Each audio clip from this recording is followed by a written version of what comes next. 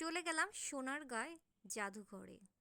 অনেকদিন যাবৎ সোনারগাঁয় সর্দার বাড়িতে যাওয়ার একটা প্ল্যানিং ছিল। আর তার পাশাপাশি জানুয়ারির লাস্টের দিকে ফেব্রুয়ারির দিকে ওখানে অনেক সুন্দর লোকশিল্প কারুকাজের বিভিন্ন জিনিসের মেলা হয়ে থাকে। হঠাৎ করে আপনাদের ভাইয়া বাংলাদেশে আসায় আমি প্ল্যান করলাম যে সোনারগাঁয়ে যাব, কিন্তু ওর সোনারগাঁয়ে তেমন একটা পছন্দ না, ও অনেকবার যেয়ে এসেছে। ফাইনালি চলে গেলাম, আর চলে যাওয়ার পর দেখলাম যে লোকশিল্পর এই মেলাটা হচ্ছে, যেটা সাধারণত জানুয়ারি মাসের লাস্টে এবং ফেব্রুয়ারি মাসের দিকে এই লোক মেলাটা হয়ে থাকে সাধারণত। আর এই মেলাতে পাওয়া যায় কি কি তা দেখতে হলে অবশ্যই ফুল ভিডিও দেখতে হবে। তো এই সোনারগাঁর স্পেসটা অনেক বড় এবং এটার মধ্যে অনেক জায়গা আছে। সোনারগাঁ জাদুঘর, সোনারগাঁ সর্দার বাড়ি, আরও অনেক জায়গা আছে, সুন্দর সুন্দর লোকশিল্প পার্ট এবং গ্রামীণ পরিবেশ ভাইব, সব কিছু নিয়ে আজকের ভিডিও। হ্যালো এভরিওয়ান, আজকে আপনাদের সাথে এই সোনারগাঁয়ের ফুল সিরিজটা শেয়ার করব, যেখানে আছে একটা সোনারগাঁর মধ্যে কি কি আপনারা দেখতে পারতেছেন আর কি কি সুন্দর সুন্দর এই স্পেস আছে, এবং ওখানে কখন মেলা হয়, কি কি খাবার আইটেম পেয়ে যাচ্ছেন এবং কত টাকা লাগে এই সোনারগাঁয়ে ঢুকতে, সব কিছুর ডিটেলস আজকে শেয়ার করব আপনাদের সাথে। প্রথমেই সোনারগাঁ লাগে অনলি 50 টাকা। আর ভিতরে যাওয়ার পর ওখানে সব কিছুই আপনি ফ্রি সার্ভিসে দেখতে পারবেন। বাট সর্দার বাড়ি নামে একটা ফুল সুন্দর বাড়ি আছে, যেটা হচ্ছে এখন ভিডিওতে আমি হাঁটতেছিলাম, এটা হচ্ছে সর্দার বাড়ি। এই সর্দার বাড়িতে ঢুকতে হলে 100 টাকার টিকিট চার্জ দিতে হবে, এটা হচ্ছে এক্সট্রা। আর আপনি এই সর্দার বাড়িতে চাইলে ঢুকতে পারেন, না চাইলে অন্য জায়গায় ঘুরেও চলে যেতে পারেন।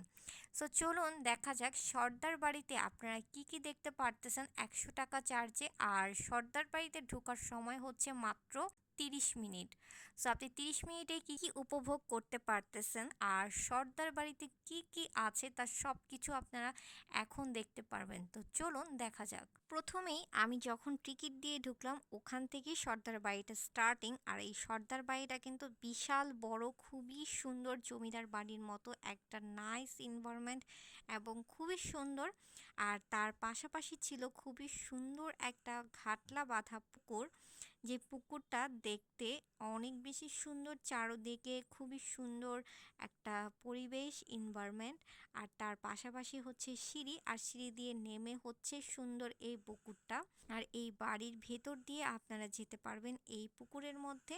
ঠিক পুকুর থেকে ঢোকার পরে হচ্ছে তার ভিউটা জাস্ট দেখেন, ইউ ক্যান সি, খুবই সুন্দর একটা এনভায়রনমেন্ট। আমার কাছে এত ভালো লেগেছে সর্দার বাড়ির প্রত্যেকটা ভিউ। আর এই বাড়িটা হচ্ছে একদম টিকিট দিয়ে প্রথমে যে স্পেসে ঢুকবেন, এইটাই হচ্ছে সেই সর্দার বাড়ি, যার উপরটা অনেক বেশি একটা সুন্দর ছিল। আর তারপরে হচ্ছে আরেকটা বাড়ি আছে, যেটা সর্দার বাড়ির ভিতরেই ইনক্লুড। আপনারা সর্দার বাড়ি দিয়ে ঢুকে ঘুরে ওইটার পরে হচ্ছে আরেকটা পেয়ে যাবেন, আর তার সাথে সুন্দর ঘাটলা বাঁধা পুকুর। এই পুরাটা নিয়েই হচ্ছে সর্দার বাড়ি। জমিদার বাড়ির ভেতরের ভিউটা অনেক বেশি সুন্দর এবং ডিফারেন্স। আপনারা ভিডিওগুলো দেখতে থাকেন তাহলেই বুঝতে পারবেন। বড় সর্দার বাড়ি সোনারগাঁয়ে অবস্থিত একটি সুনির্দিষ্ট ভবন। এটি বর্তমানে শিল্পাচার্য জয়নুল লোক কারুশিল্প জাদুঘরের সীমানায় এবং পানামনগর থেকে প্রায় 500 গজ দূরে দুইটি বাঁধানো পুকুরের মাঝে অবস্থিত। প্রাচীন মুসলিম শাসনামলে 1296 থেকে 1608 সাল পর্যন্ত সোনারগাঁয়ে বাংলা প্রদেশের রাজধানী ছিল। এরপর রাজধানী ঢাকায় স্থানান্তর করা হলে সোনারগাঁ প্রাধান্য কমে যায়। দুটি ভাগ বৈশিষ্ট্য: সর্দার বাড়ির ছোট প্রবেশ মুখে ভাগটি দেয়াল লিখন থেকে জানা যায় যে এই ভবনের পিছনে চারপাশে তিনটি ভবন মুঘল আমলের প্রথম দিকেই নির্মিত। মধ্যভাগের লাল বর্গাকার ভবনটি বাংলা 12 ভূঁইয়ার সময় নির্মিত হয়েছে। সামনে অংশ 1902 সালে নির্মিত করা হয়। এর নিচতলায় 47টি এবং দ্বিতীয় তলায় 38টি কক্ষ বিদ্যমান। 1971 সালে বাংলাদেশ স্বাধীন হওয়ার পর বাংলাদেশ সরকার এটি অধিগ্রহণ করে এবং পরিত্যক্ত অবস্থায় রক্ষিত হয়। ৮০ দশকের প্রথম দিকে এটি উদ্ধার এবং আংশিক সংস্কার সাধন করে। তখন এটিকে লোক ও কারুশিল্প জাদুঘর, national folk art and museum হিসেবে গড়ে তোলা হয়। ২০১২ সালের দিকে কর্পোরেট সোশিয়াল রেসপন্সিবিলিটি অর্থাৎ সামাজিক দায়বদ্ধতার অংশ হিসেবে চীনা বহুজাতিক কোম্পানি কর্পোরেশন $২০ লক্ষ ব্যয়ে সর্দার বাড়িটি যথাযথভাবে সংরক্ষণের উদ্যোগ নেয়। সোনারগাঁও ছিল বাংলা মুসলিম শাসকদের অধীনে পূর্ববঙ্গের একটি প্রশাসনিক কেন্দ্র। এটি বর্তমানে নারায়ণগঞ্জ জেলার একটি উপজেলা। এর অবস্থান ঢাকা থেকে ৪৭ কিলোমিটার দক্ষিণ-পূর্বে। মধ্যযুগে নগরটি যথাযথ অবস্থান নির্দেশ করা কঠিন। বিক্ষিপ্ত নিদর্শনাদি থেকে প্রতীয়মান হয়ে যে পূর্বটি মেঘনা, পশ্চিমে শীতলক্ষ্যা, দক্ষিণে ধলেশ্বরী ও উত্তরে ব্রহ্মপুত্র নদ দ্বারা বেষ্টিত একটি জনপদ ছিল। সোনারগাঁও বাংলার ঐতিহাসিক অঞ্চলের অন্যতম প্রাচীন রাজধানী এবং পূর্ব বাংলার একটি প্রশাসনিক কেন্দ্র ছিল। এটি একটি নদীবন্দর ছিল। তাঁতি ও কারিগরের বিশাল ও জনসংখ্যার সাথে বাংলার মুসলিম বাণিজ্য কেন্দ্রবিন্দু ছিল সোনারগাঁও। প্রাচীন গ্রিক ও রোমান বিবরণ অনুসারে এই পাশ্চাত্যভূমি বাণিজ্যিক কেন্দ্র অবস্থিত ছিল।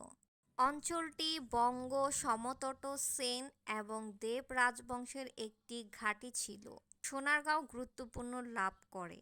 এটি ফখরুদ্দীন মুবারক শাহ এবং তার পুত্র ইখতিয়ার উদ্দীন গাজী শাহ দ্বারা শাসিত সালতানাতের রাজধানী ছিল। এ সময় সোনারগাঁও বাংলার অন্যতম গুরুত্বপূর্ণ জনপদে পরিণত হয়।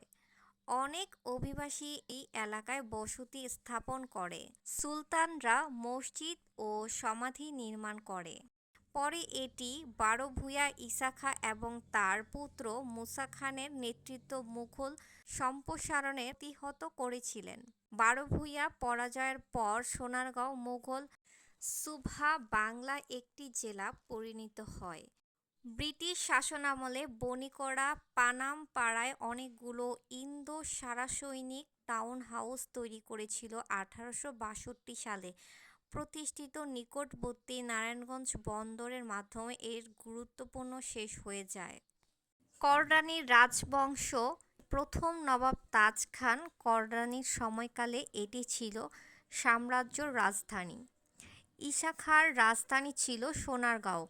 ঈসা খাঁর স্ত্রী ছিল সোনা বিবির নামে সোনারগাঁও এর নামকরণ করা হয়েছে। সোনারগাঁও শিল্পাচার্য জয়নুল লোকশিল্প লোক কারুশিল্প জাদুঘরে অবস্থিত। পানাম নগর এলাকাটি ১৯ শতকে সোনারগাঁও উচ্চবিত্ত ব্যবসায়ীদের বাসস্থান ছিল।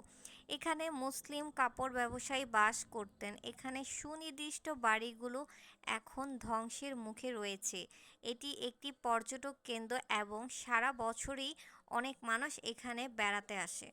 পশ্চিম ও দক্ষিণ দিকে এই দুটি সুসজ্জিত প্রবেশদ্বার রয়েছে। দক্ষিণের প্রবেশমুখে বারান্দাটি ২৫ ফুট দীর্ঘ এবং কাদামাটি, ফুলপাতা ও চীনামাটি কাটা টুকরা নকশা সজ্জিত। খুবই সুন্দর নকশায় সজ্জিত, যা দেখতেই মনোরম একটা পরিবেশ। সর্দার বাড়ির ভিতরটা আপনারা অনেকগুলো পার্ট পেয়েই যাবেন ঢুকতে। সর্দার বাড়িটা কিন্তু একটাই না, তার ভিতর বাহির এবং সুন্দর ঘাটলা বাঁধা পুকুর সব মিলিয়ে একটা সুন্দর এই স্পেস, যেটাতে মানুষে পর্যটক হিসেবে ব্যবহার করে।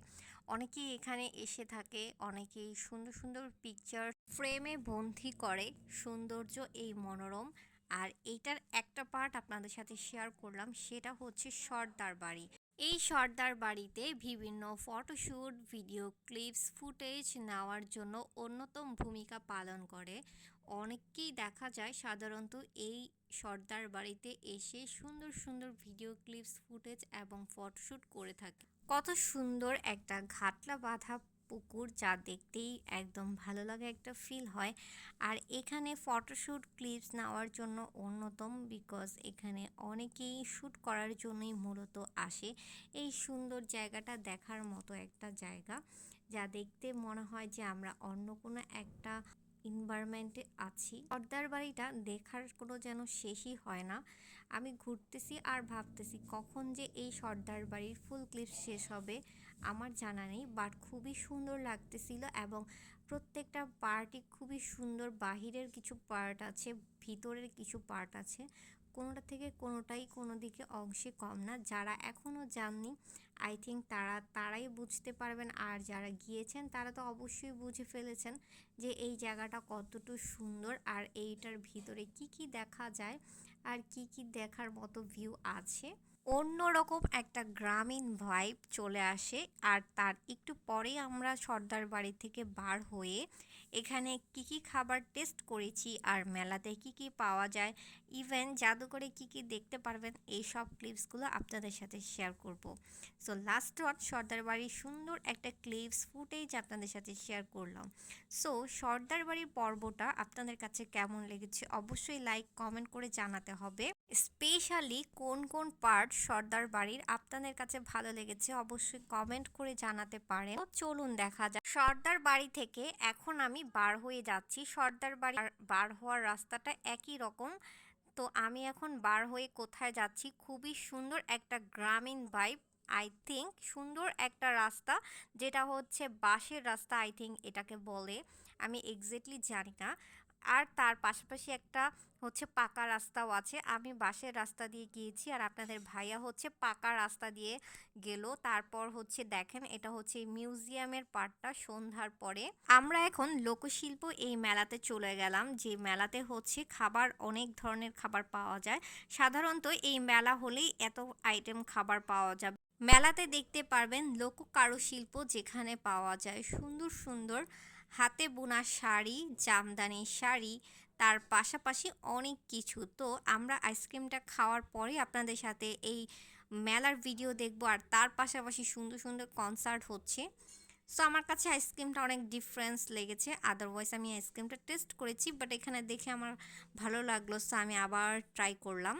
তো চলুন আইসক্রিমের টেস্টটা শেয়ার করি। আমি যদিও এই টাইপের আইসক্রিম অনেক খেয়েছি, বাট আমি মানে আশা করেছিলাম এখানে যে চকলেটটা দিয়েছিল এটা আসলে একটু ডিফারেন্স হবে। সো যাই হোক, তা আমি হচ্ছে আইসক্রিমটা টেস্ট করতেছিলাম, আর তার পাশাপাশি হচ্ছে বিভিন্ন রাইড ছিল বাচ্চাদের, সেটাই দেখতেছিলাম। আর তার পাশাপাশি দেখলাম হচ্ছে অনেক সুন্দর ভাজা পোড়া খাবার দাবার, মেলার সুন্দর সুন্দর মেলার জায়গা। তো আমরা হচ্ছে প্ল্যান করেছি খাবো আর হচ্ছে মেলায় ঘুরবো। তো আমরা হচ্ছে ঝালমুড়ি খাবো এখন। তো ঝালমুড়ি হচ্ছে দেখে আমার কাছে খুব ভালো লাগলো, মনে হয়েছে যে অনেক টেস্টি হবে ঝালমুড়িগুলা। বাট ঝালমুড়িগুলো অ্যাজ ইউজুয়ালি লেগেছিল, বাট প্রাইসটাও কিন্তু বেশি ছিল। অ্যান্ড দেন হচ্ছে আমরা পেঁয়াজু টিয়াজু খাবো আর পাশাপাশি হচ্ছে মেলায় ঘুরবো। সো মেলায় ঘুরে কিন্তু আমার কাছে খুবই ভালো লেগেছে।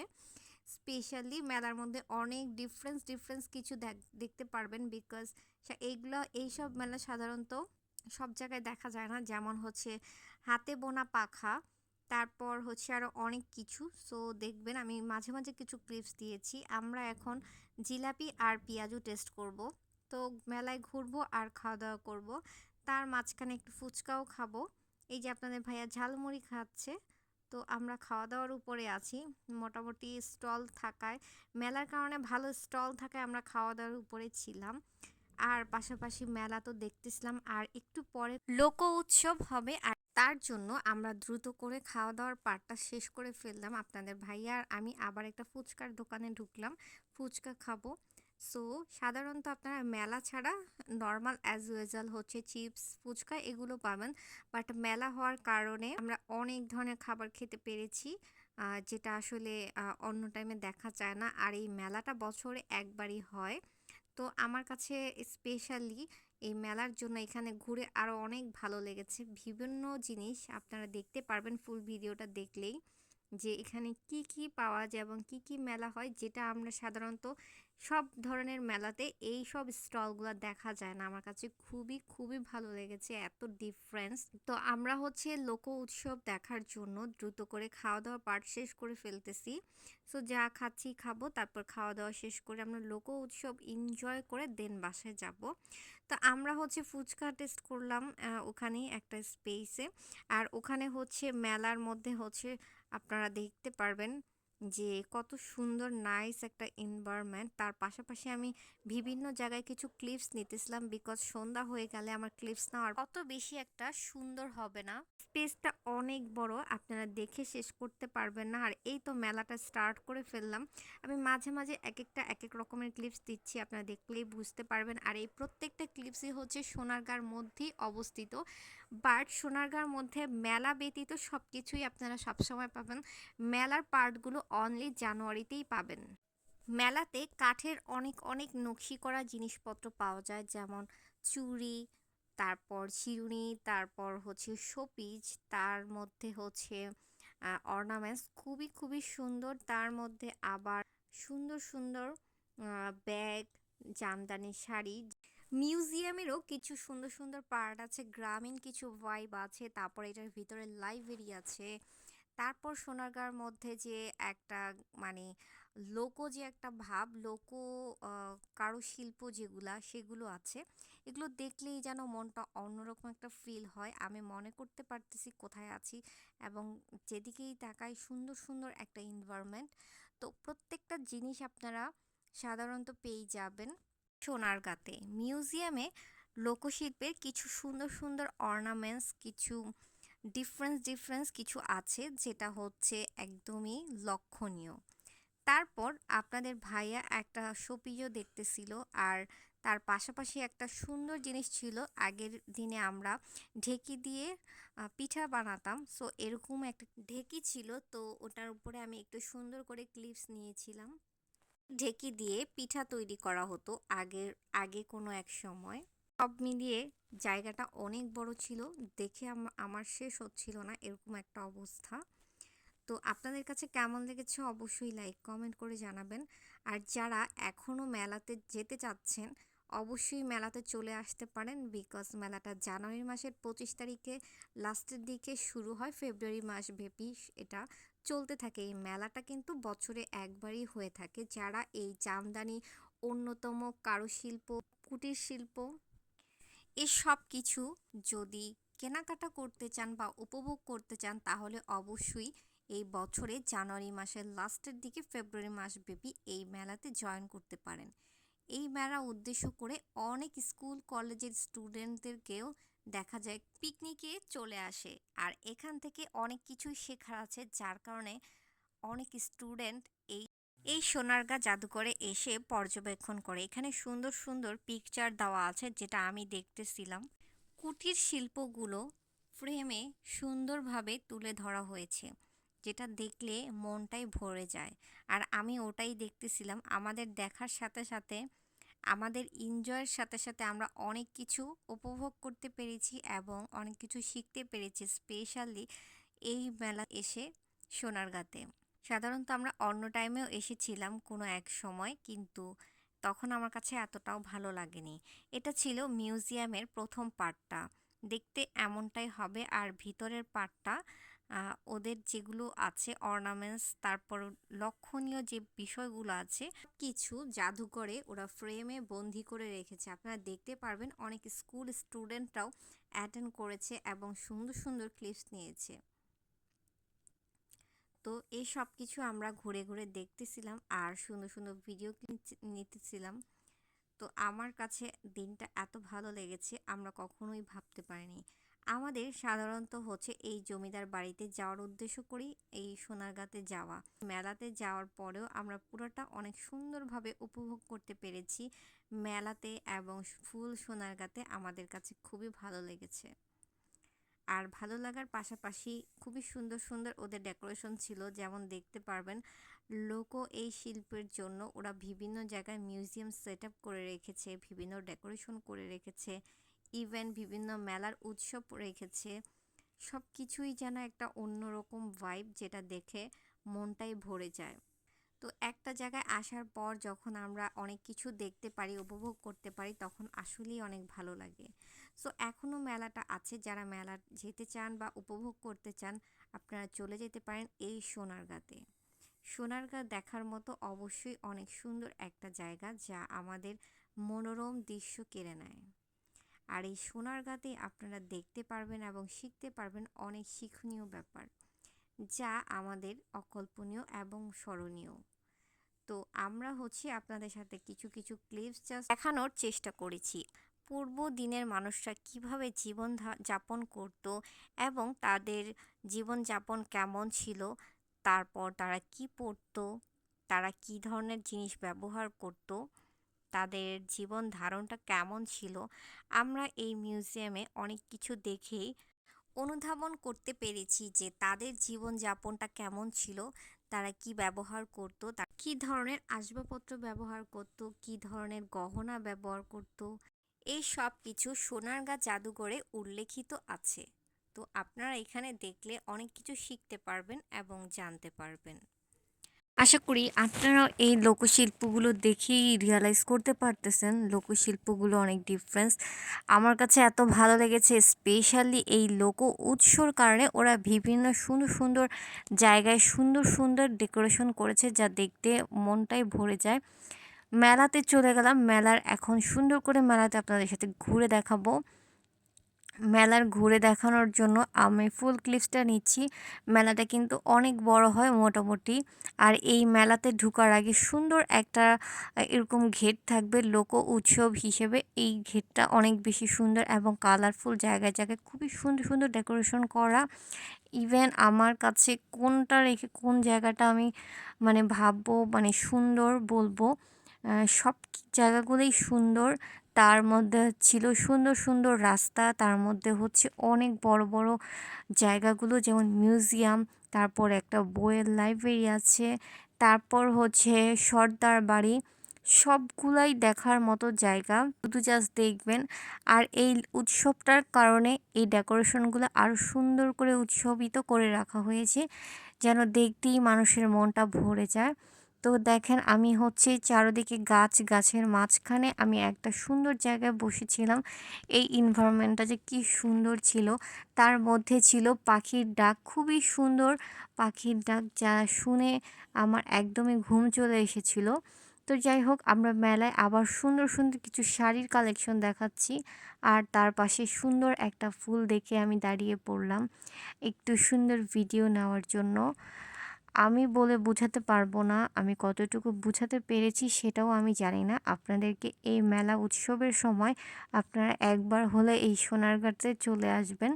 আর এই সোনারগাঁতে চলে আসলে আপনারা অনেক কিছু দেখতে পারবেন, জানতে পারবেন, উপভোগ করতে পারবেন। আর সবচাইতে মজাদার বিষয় এই সোনারগাঁতে এই লোক উৎসব কুটির শিল্পর সময়ই বিভিন্ন লোকগীতি উপভোগ করার মতো ফিলিংসই অন্যরকম। তো আমরা লোকগীতিগুলো সুন্দরভাবে উপভোগ করতে পেরেছি, এটা আমাদের কাছে অনেক ভালো লেগেছে। সব কিছুই যেন একটা মনোরম পরিবেশ, তার মধ্যে কিছু কিছু সময় কিছু কিছু এনভায়রনমেন্ট আর কিছু কিছু মোমেন্ট দেখেই অন্যরকম একটা ভাইব চলে আসে। এখন আপনাদের লোকগীতি কিছু কালারফুল স্পেস এবং মেলার কিছু ডেকোরেশন দেখানোর ট্রাই করছি। আর তার পাশাপাশি এখন একটু পরে কোথায় আসলে এই গানের উৎসটা কোথায় হয় এটাই আপনাদের সাথে শেয়ার করব। চলুন দেখা যাক কিছু সুন্দর সুন্দর ভিডিওগুলো। তো দেখতে পারবেন কিছু সাইডে অনেক সুন্দর সুন্দর ফুলের বাগান আছে, তার পাশাপাশি কালারফুল সুন্দর ডেকোরেশন করা মেলার উদ্দেশ্য করে। আর মিউজিয়ামেও সুন্দর করে লাইটিং করা, যেটা রাতের বেলায় খুবই সুন্দর দেখা যায়। আর তার পাশাপাশি ছিল মেলা, মেলাতে অনেক ভরপুর মানুষ ছিল, অনেক রাশ ছিল। তো আমি আর আপনাদের ভাইয়া গেট দিয়ে ঢোকার আগে সুন্দর কিছু ক্লিপস নিয়ে নিলাম, বিকজ এই গেটটা আমাদের কাছে অনেক বেশি ভালো লেগেছে। স্পেশালি মেলাতে ঢোকার আগে এই সুন্দর গেটটাই দেখা যাবে। আর তারপর আমরা অলরেডি মেলার সুন্দর সুন্দর ডিফারেন্স ভাইব দেখে নিলাম। এই পার্টটা অনেক বেশি সুন্দর, বাট এটার নাম আমার মনে নাই। এটার ভিতরে দূরবীনের মতো কিছু একটা দেখা যায়, তো আমরা এটা আর দেখি নাই। আর এটা মিউজিয়ামের একদম সামনের সুন্দর একটা ভিউ, আর দেন হচ্ছে গিয়ে আমরা এইটা অনেক সুন্দর করে লাইট করা ছিল, রাতে দেখা যায়। দেন আমরা হচ্ছে রাতের একটা ভিউ আপনাদের সাথে শেয়ার করলাম, যেটা খুবই সুন্দর, অন্ধকারের মধ্যে লাইটিং প্লেস। আর তারপর আমরা একটু বইয়ের লাইব্রেরির দিকে একটু ক্লিপস নিয়ে নিলাম।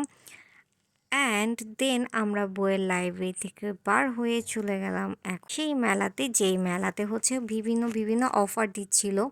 দ্যাট মিন্স অনেকগুলো থ্রি পিসের প্রাইস, তিনটা থ্রি পিসের প্রাইস 1200 সামথিং, এরকম করে অনেকগুলা অফার ছিল।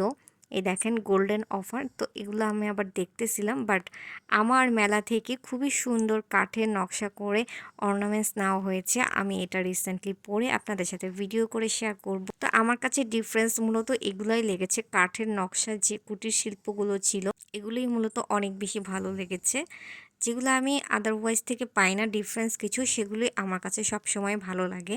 তারপরে ফুল মেলাটা আমরা ঘুরে দেখলাম আর ভালো লাগলো। তারপর আর ভাবতেছিলাম কি বাকি ছিল।